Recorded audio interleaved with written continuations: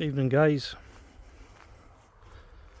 So as promised, a couple of days ago I posted a video of Nick going at the meadow hammer and tongs with a strimmer and brush cutter.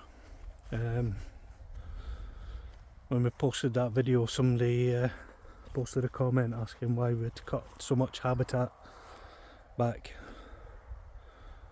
or cut down so much habitat, which was an entirely fair question, totally understandable.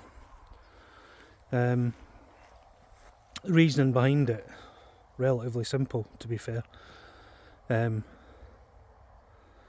This area of the garden, the meadow area, hadn't been particularly well looked after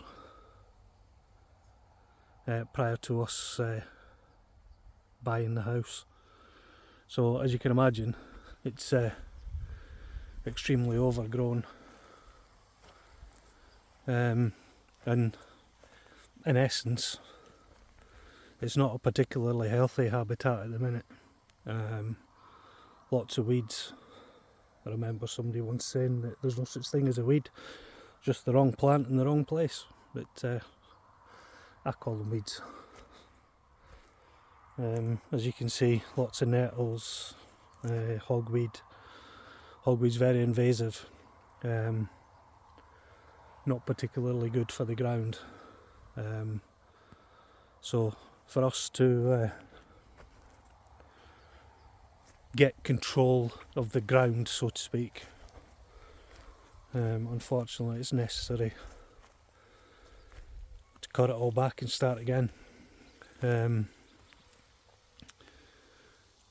Just to clarify, we're not getting rid of all this habitat as such.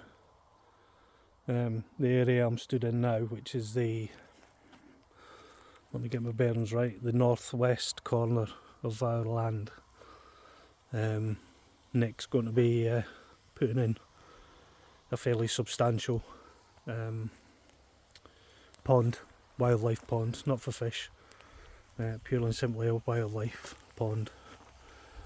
The area I'm looking at now, which is pretty much westerly,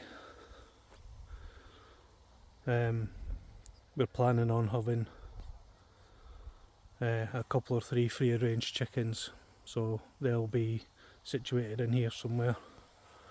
And I would like to have a couple of beehives, which may well be situated in here as well.